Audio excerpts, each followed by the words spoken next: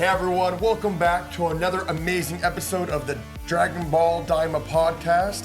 I'm here with my co-host DK, aka the DB Guru. How are you doing today? I'm good. That's Kevin Ketcham, the Nerdyjock himself, and this is the pod where every week we're watching Dragon Ball Daima as it's released, coming right here and recording our reaction. This week we're covering episode 8, Tamagami. Tamagami. And guys, if last week's episode was scant and bare and you felt unfulfilled, guess what? This episode was a feast. That's right.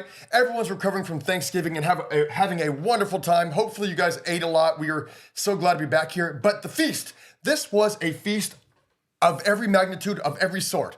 I mean, the action, the visuals, the animation style, the artwork, the storyboarding, the plot, the progression. Just what an episode, Dan. What an episode. In a dearth of plot and different things, Yes. this episode was certainly a feast for the eyes. Certainly a feast for the eyes. Right from the beginning, we are treated to possibly one of the best animated fights in all of Dragon Ball, period. Period, right. Just the animation was just incredible. I mean, I have no idea who worked on it. I look forward to finding out who worked on it. I'm talking A+++. I mean, last episode, we were definitely harsh on the last one, but we knew this, right? We knew that they were going to bring the bacon, bring the sauce, bring the money. We knew that they were going to unleash it all in this episode, and it was great.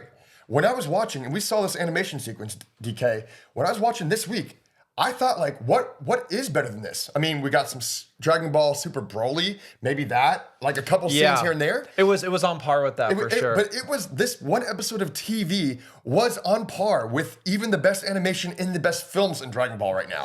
That's true. That says a lot. Yeah, I would put, at the top tier for me, I would put Super Broly. And then Dragon Ball Path to Power, which was the 90s remake of the beginning of Dragon Ball, which famous anime director Mamoru Hosoda from Summer Wars, Wolf Children, Boy and the Beast, all that stuff. He worked on that as a key animator. And the animation, that's crazy. But this, just one single episode of television. Amazing. Just on par with all of that stuff. I mean, DK, I was just so pumped. When I was watching this, it was like a kid on Christmas. I know we just got done with Thanksgiving, but it was a feast. I was smiling and I couldn't stop. I was just enjoying every single second, every single frame of animation. I watched it multiple times just because it was so exciting. I mean, speaking of this animation, let's do a quick breakdown of this sequence here. Now, earlier, Dan, in a couple previous episodes, we had talked about how sometimes people get frustrated with Dragon Ball Z and other Dragon Ball shows where animation doesn't necessarily help drive plot, or the fight sequence doesn't make sense narratively speaking. Well, this episode, everything was at play. You said that on like episode 3 or 4 of this podcast, check him out if you haven't already, come back and check him out. But you had said that, hey, you know, him being young again, having the Noyobo, his power pole should help make it more interesting for plot dynamics and action, right? Provide more limitations. Yeah. Well, and that was what was set up, right? Certainly. And that was what's set up. And this was like the ultimate payout for that setup, right? Goku does some amazing twists, turns, flips, using his power pole, fights with it for the first half of this fight, right? Doesn't really do hand to hand. So you get to see him going in and out, under the legs, looping around, jumping off rocks, doing some crazy flips, and then eventually using his power pole against the Tamagami's Thor hammer. Giant Thor hammer. Yeah, in terms of the Nyoibo or power pole, whatever your persuasion is, this was the most that we have ever seen Goku using staff skills. Exactly. Because in the older animation, you know, he had it, it would grow, he would swing it, maybe he would swing it around a little bit, but the way that he used this dynamically, the way that it helped him in the fight, whoever, I don't know who boarded this, who the hell is responsible for this. Storyboards were fantastic, by the way, right? It was so creative. So creative. The way that the Nyoibo was used. It was super creative. It looked beautiful. I mean, yeah, and this is just how Japanese animation works. We had an episode with not great animation last week because they got to save their heavy hitters for all of the best sequences in the show, which this episode was maybe the best sequence the show has had so far. It was stupendous. I mean, even the animation, even they had a really great sequence, and we'll have it on the board here too on the green screen, so watch it on YouTube.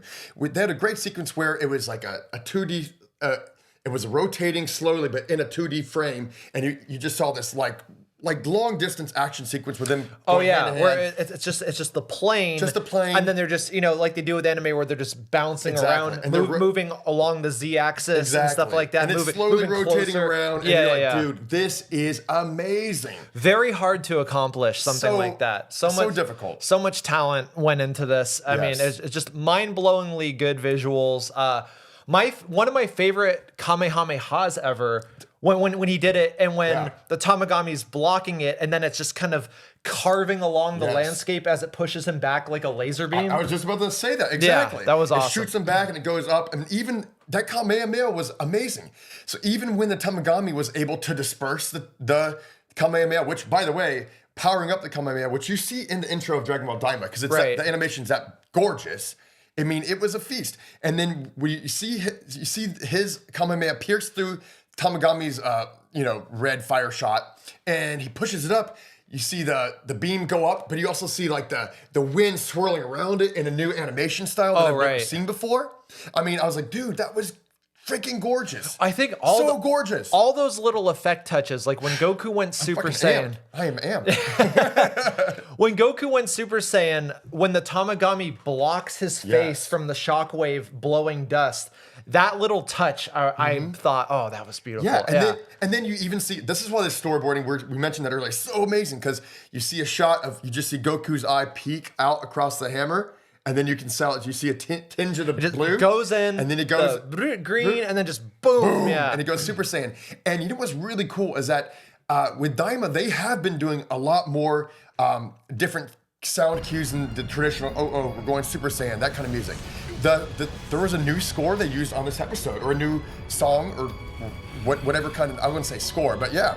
I mean, I guess it was a score. If it was a song, it was a score, So. When he went Super Saiyan, and it was a really cool, it was smooth, but like it amped up the energy, and it was just a perfect time to add it into a perfect crescendo to a perfect fight.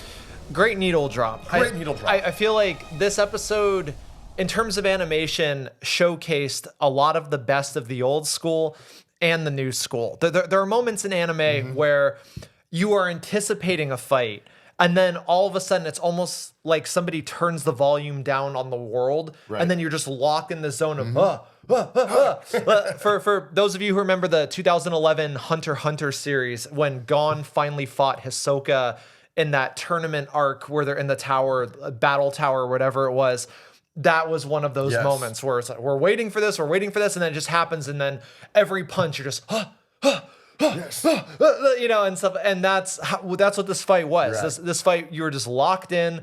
It was beautiful. We really were treated to something special by Toei Animation. So thank you so much, guys. We are so thankful.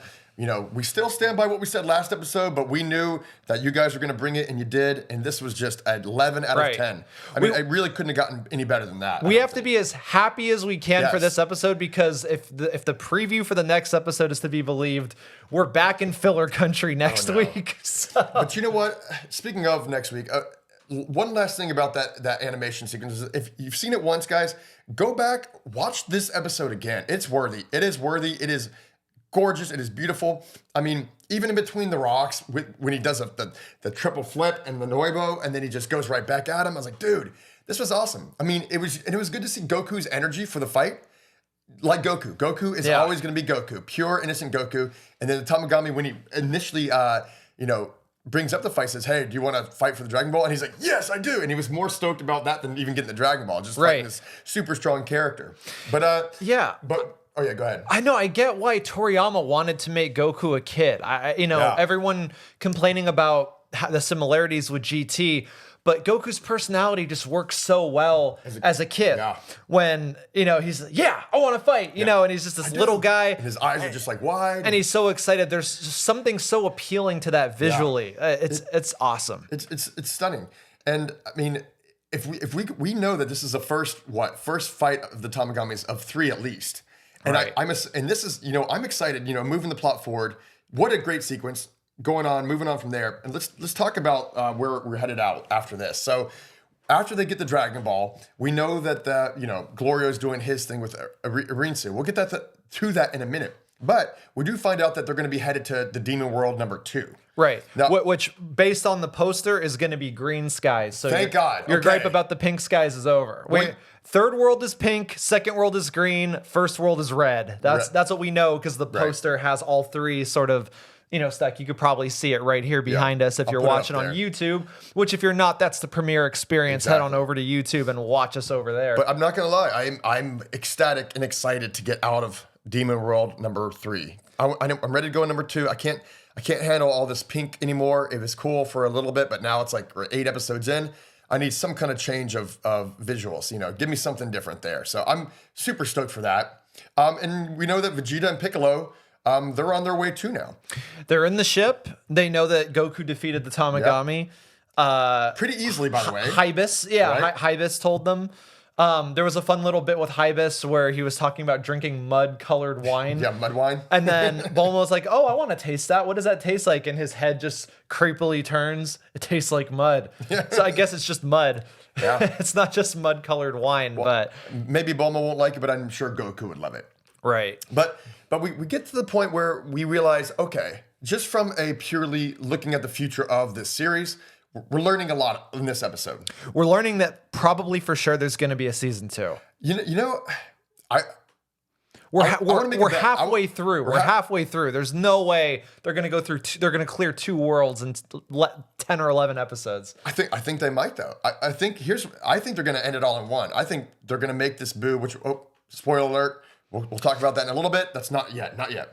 I think that number 1. So Tamagami 3, Goku fought by himself. Whole-handedly. Yes. We got to assume Tamagami number 2 in the second Demon World is going to be a stronger version. Right. Might require a fusion. Might require not. I don't think so. So I think it's going to be Goku number 3 done. Did it. Amazing. I think it'll be number 2 will be Vegeta. He'll be itching for a fight and he wants to get the Dragon Ball. Okay. Piccolo might stand this one out. And then I think once they get to Demon World 1 and they fight the last Tamagami, that's going to require Goku, Vegeta, Piccolo together. And then I think once the Boo is released, the new Boo form, whatever this character is coming, is going to require the fusion of Piccolo, Vegeta, and Goku. Oh, well, that makes the most sense for the fusion because they are the heroes that are there. Exactly. The heroes are there, and guess what? We've already seen Vegeta and Goku fuse, which is really cool. But Piccolo is one of our favorite characters. We've been talking about that since the Dragon Ball Z days. Right. Like we love Piccolo, so like to see it makes perfect sense actually from a plot perspective to see a Goku, Vegeta, Piccolo fusion in the Demon World because Piccolo is Demon King Piccolo. He's a demon. Right. So to have them fuse together to make some weird as hell looking, Saiyan Namekian hybrid, that'll be sweet. That's just, down the road. But I would love to see that. I mean, we've already had the seed of that planted with the Goku Black arc, with the fusion of Goku Black and Zamasu. Right. So we have a Glend demon fusing with a Saiyan. We kind of have a sense of what that looks like. So I don't think it would look too weird to have a Namekian fuse with 2 Saiyans. It seems like there are, 2-part Saiyan for every 1-part Namekian. Mm-hmm. Going to look more humanoid than not, more human-esque than Namekian. Yeah. As it were, so I don't know. We'd like to hear what you guys think. Write down in the comments where you think it's going from here. But we're in great territory. We are on a great trajectory. If last episode we were crash landing, we just pull back and clear the mountain, and now we're on our next part. Well, that's the thing, because now we're going to get into plot stuff, and though we are in 100% agreement about the animation. Mm-hmm. We could not be more divided on the plot of this episode. So we'll start with the positives. Talk about what you like, and then I'm gonna complain. Okay, well this is fine because I loved. So I've been waiting for this for a while. They reintroduced Arinsu in this character in this episode. It shows kind of her domain or her floating tree thing. Kind of like actually looks not too different than Beerus and Whis' kind of planet, where they have pretty similar. The floating, the kind of intertwined bamboo tree, floating tree. And Arinsu's on a super cool, by the way, hookah, I guess, broomstick, like, a witch. She's like evidently like a witch, or she has that kind of magical ability. And she's just kind of sitting on this hookah, smoking this hookah here. And it's like her witch broomstick. And she just glides into the house. And then we find this new character. I can't remember her name specifically, but this old witch lady who is working on making evidently a Boo. Yeah. We find out they're making a Boo because it flashes back to Goma and the other guy. What's his name? The other Glenn? I don't even know. Oh, yeah. Kaioshin's brother. Yeah, Kaioshin's brother. I forget his name. And then they're Starts like, with a D. They're checking out the tape. They're watching it again. And they say, wait, pause here. And he kind of does a zoom in, zoom in. And this is obviously a retcon, big time retcon. Dan will get in that in a second. But we'll just give you the quick details of here. They go in there. We see that Arinsu was in the Buu saga, evidently, at the fight with Majin Buu and Majin Vegeta. And she gets a little piece of Buu and puts it in a little container and then takes it back to the demon world so they can evidently create a new form of Majin Buu. Right. Now, the reason why I like this is because they do go into more backstory about Buu and why, I mean, most people fled the demon world because of Majin Buu. So you're learning a little bit, a trickle down of information that we didn't quite have before. And I feel like plot-wise, yeah, there's a lot of retconning, but I feel like it's actually filling out the pie. Let's say you have a shattered glass, you're trying to put stuff back together. It's not gonna be perfect, but you put some putty here, you put some putty there, and maybe you can make something that makes sense in the long run, I don't know. What do you think? I don't know, because it's a lot of weird changing, and it's a lot of, okay, so in improv, there's this thing that some schools teach where if this is true, then this is true, right? Right. So a lot of the complaints about Daima so far are that there isn't a compelling villain in the show. Right. The Goma's, not a compelling villain. Right. And this episode really gave a strong argument to that camp of people saying that, because Goma, rather than, at the beginning of the show, he had a plot that required 3 wishes. He didn't get 2 of those wishes. Right. He only got everybody back. And then we haven't really seen him since. We've seen him taking care of a baby.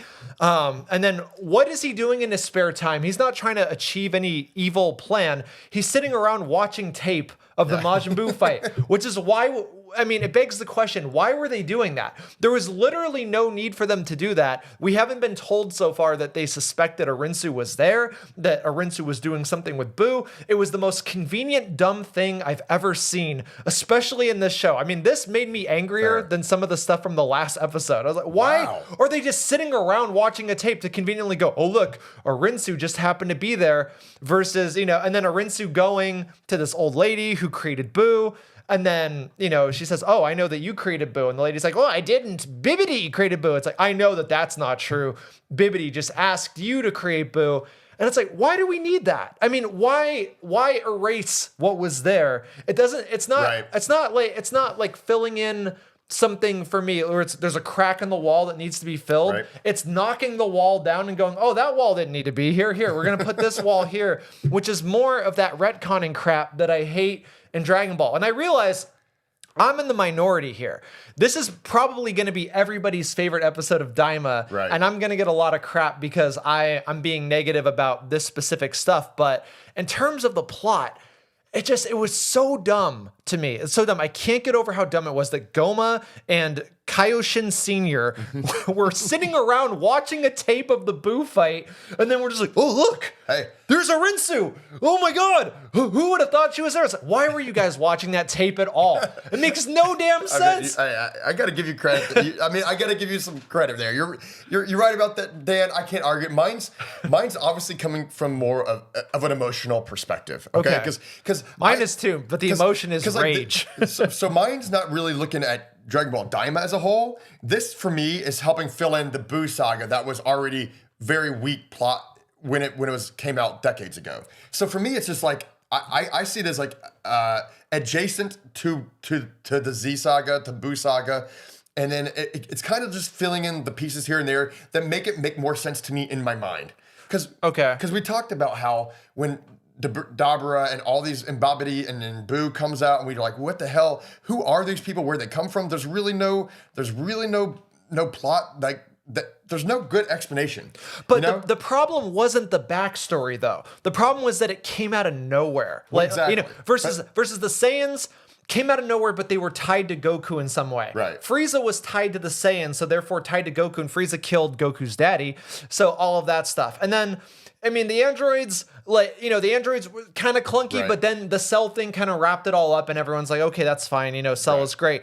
The problem with Majin Buu is that the threat comes out of nowhere, and then when Buu first appears, he's this big fat idiot who's like, I'm gonna turn you into a cookie, and all that stuff, and then Toriyama's like, well, screw that. This is dumb. I'm gonna make a new Boo, and then you have Super Boo, and then you have Kid Boo, and it just all feels random and stuff like that. So I don't think the problem was the backstory. A wizard named Bibbidi created Boo. It's like there was never a moment where I was like, oh man, I really wish that I knew more about that. And did he really create Boo, or did he ask somebody else to do it? And really? I mean, it's a thing in storytelling where you take away what is established and important about somebody else by bestowing it on somebody else, but it was unnecessary.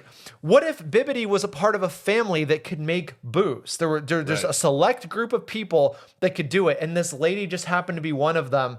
And then Arinsu goes to her and said, hey, I need you to make a Boo like Bibbidi did. Yeah. And then she's like, oh, Bibbidi, that idiot? Like, he completely botched that. That Boo was ridiculous. You want to see what I can do? My Boo is going to be insane.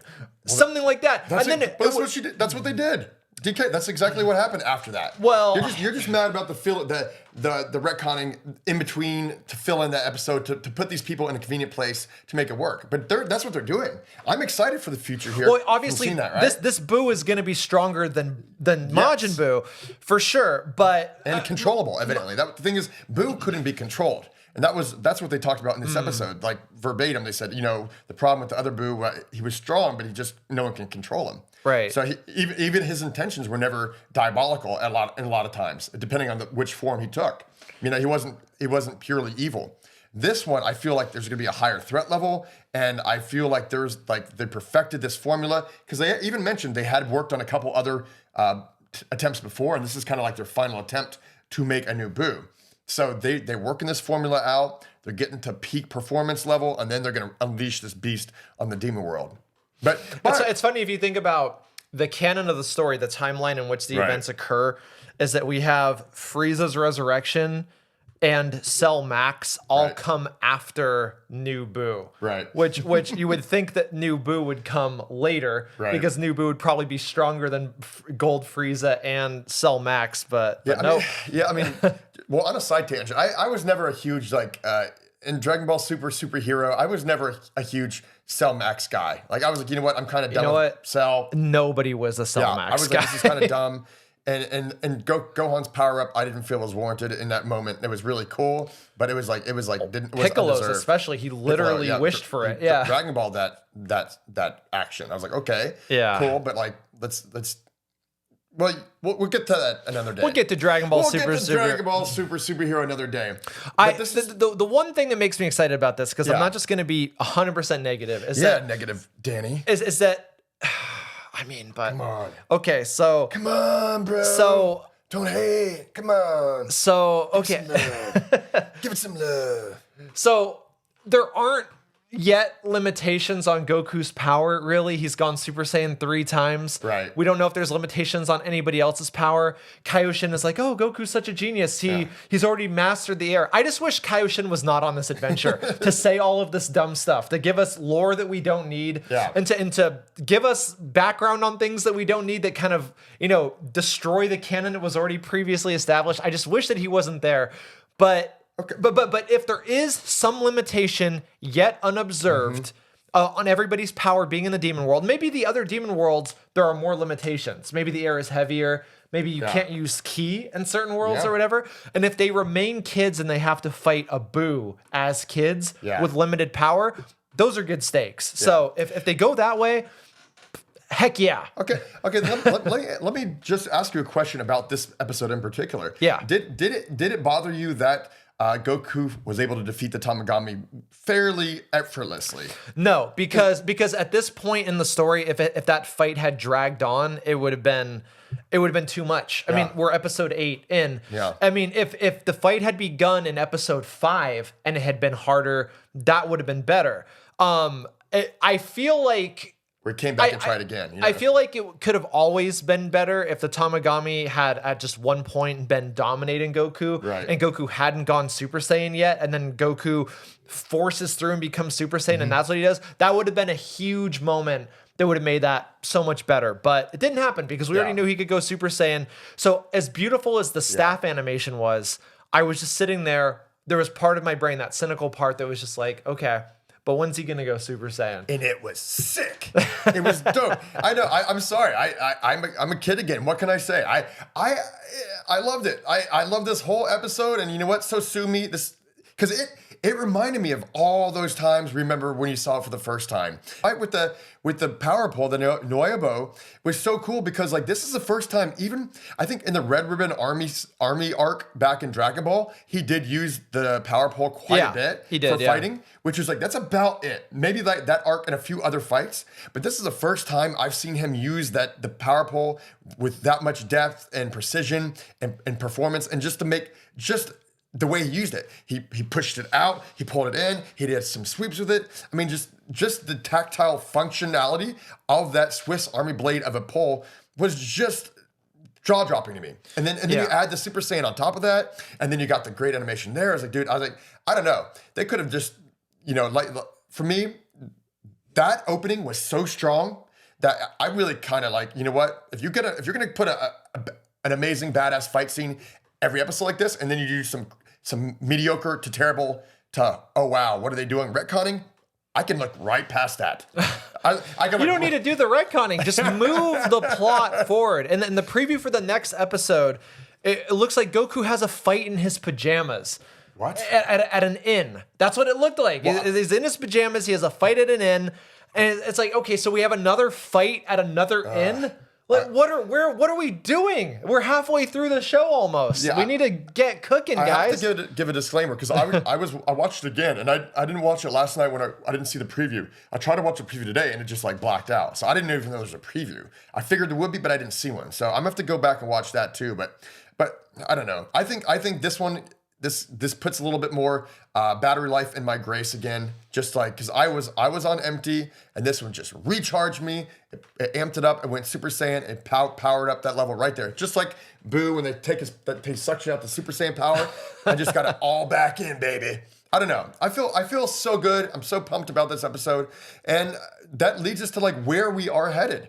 Now, do you have any theories or thoughts or like? What are you postulating here? That how could this be better for you on a narrative standpoint? Because I feel like the damage is done in terms of the narrative, which also too it's cauterized almost. That's why I was able to enjoy the fight so much because I knew the fight needed to be accomplished with relative ease. We just need to see Goku do what he's good at because we don't have time for anything else now. We've spent too many episodes on fillers. He just needs to do what he's good at. He needs to defeat this guy. It needs to look beautiful, and we got that. So it's awesome. It was gorgeous. It was amazing. But in terms of my predictions based on what has happened so far and where we are projected to go in the future is that there will be more retconning.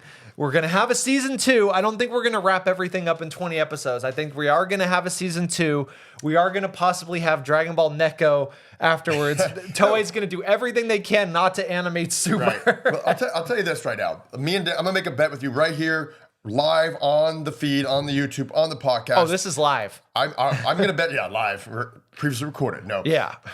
I'm going to bet you cream barbecue right now, shake on it, that Daima's going to be one season. I think once I get to Demon World 2, I think we're going to see a snowball effect. Maybe we have one more filler now. And what I really do think is they probably originally had like a 12 episode or arc originally planned for like real episodes total. But I think I honestly feel like with last episode that they probably just had some scenes that they animated that they thought they were going to use that they didn't use, and they just kind of stirred it in a pot and made like a stew after Thanksgiving, with the leftovers. I kind of feel that way. But I think what happened because a 20 episode order in 2024 is such a weird order. Yeah. Nobody does that. I mean, it's usually 10 to 13 episodes, sometimes 6 or something like that.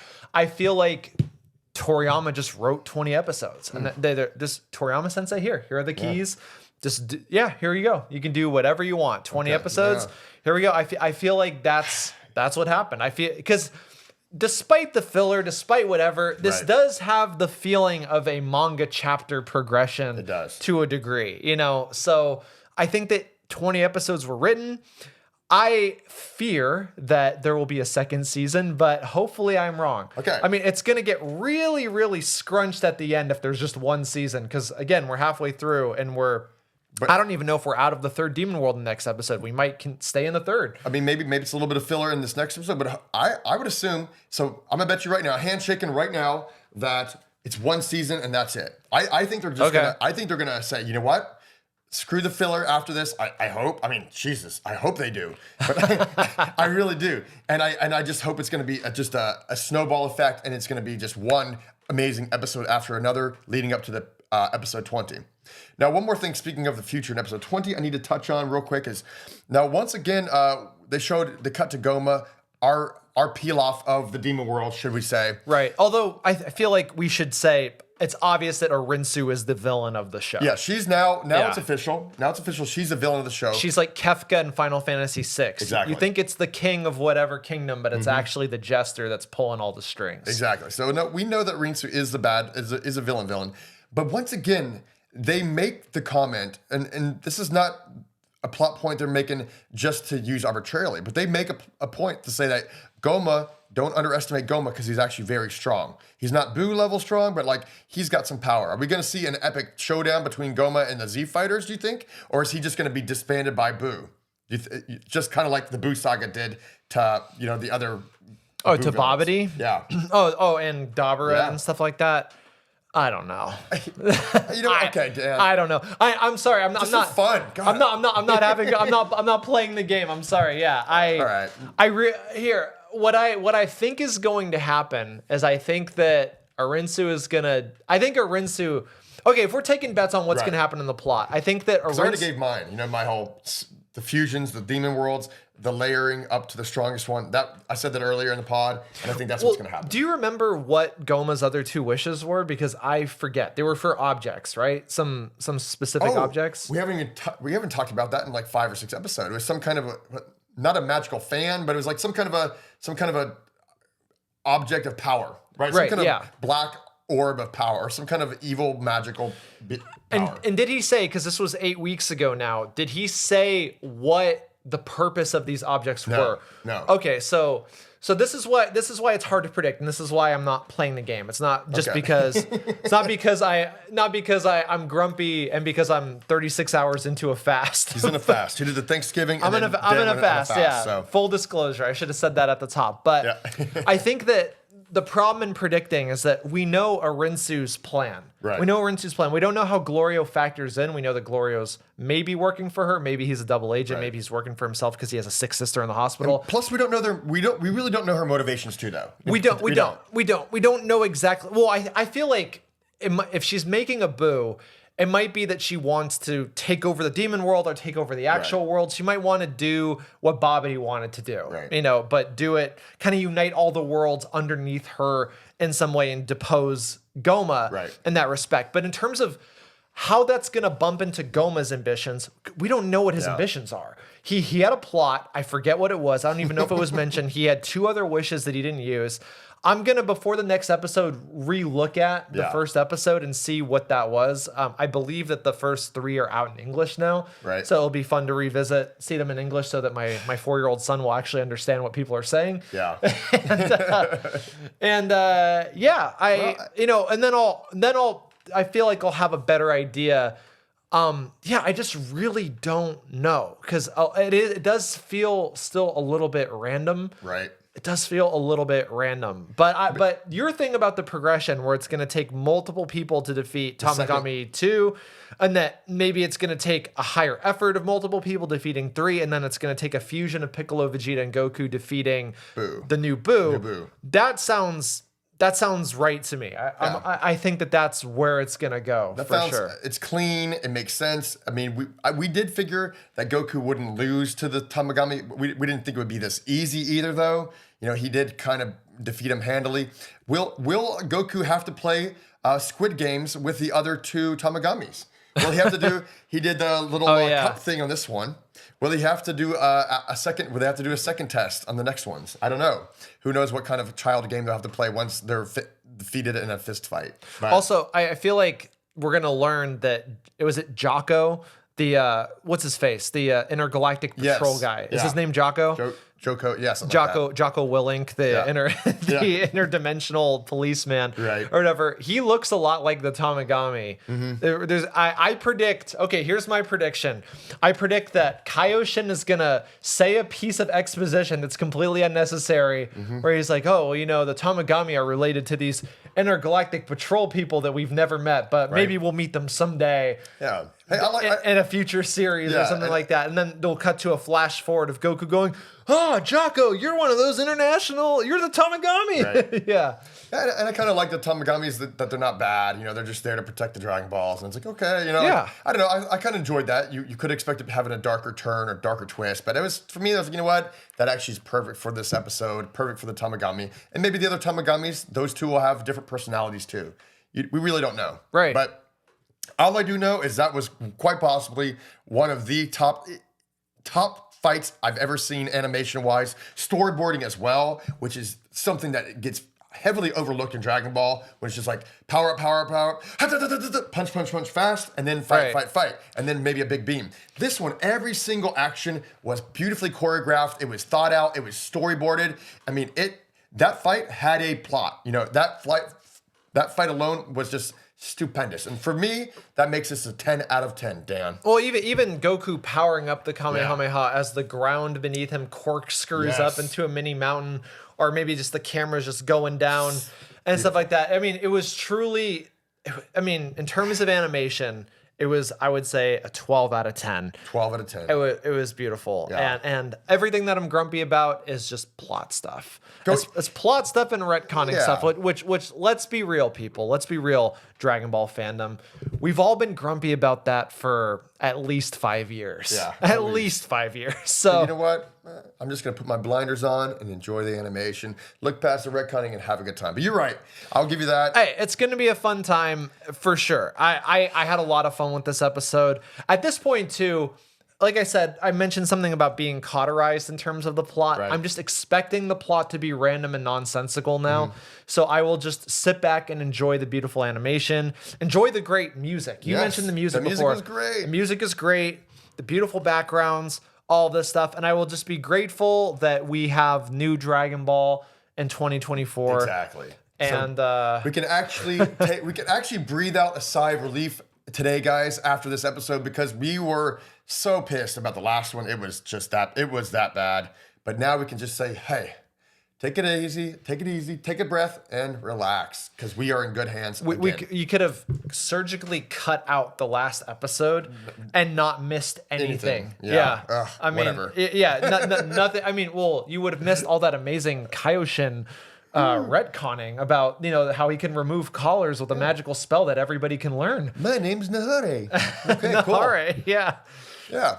Anyway, whatever. Here, I'll make a bet with you. Yeah. I'll bet you any kind of gluten-free pizza you want. Let's go. That we are never, ever going to mention Nahare ever again. Never. And that the 5 minutes, or not 5 minutes, it was less than that, but the amount of time that was wasted on that will just be in the gutter forever. Yeah. That we will never, ever revisit Nahare. That's my bet. But I can't even take that bet, because I know you're right. Like they probably won't. But I'll tell you this. I mean, we have, we just mentioned we have a lot of stuff front loaded that they have to, expunge on this season. They have to get rid of. We have to talk about the Gomez situation. We have to find them. Vegeta, Piccolo got to get involved. We got the 2 more Tamagamis. We got the new Boo plot twist coming. So it's going to be a lot to fit into one season. And you're right. Maybe there is going to be a season 2, but I'm going to bet that they have it pretty much resolved by season 1, in my opinion. But that's it.